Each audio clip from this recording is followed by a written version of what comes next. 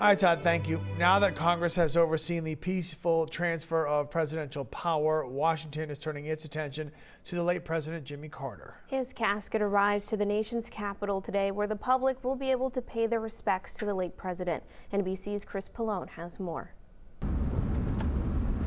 A blanket of white covers the nation's capital after a rare snowstorm, an idyllic backdrop to bid a final farewell to a former president.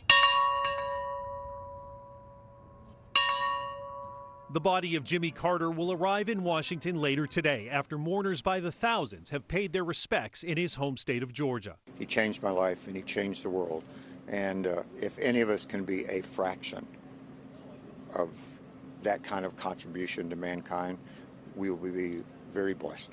Carter's state funeral, the next high-profile, high-security event in Washington in a month filled with them. The first, the certification of the 2024 election in a joint session of Congress. Donald J. Trump of the state of Florida has received 312 votes. Kamala D.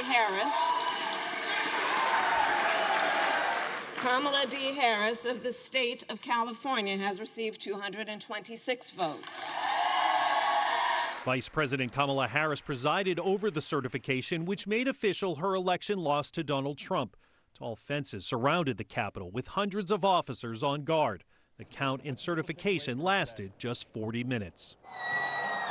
A stark contrast to what happened 4 years ago when a pro-Trump mob stormed the Capitol and disrupted the proceedings for hours. One of the most important pillars of our democracy is that there will be a peaceful transfer of power. A transfer of power which concludes in less than 2 weeks with the inauguration of President-elect Donald Trump.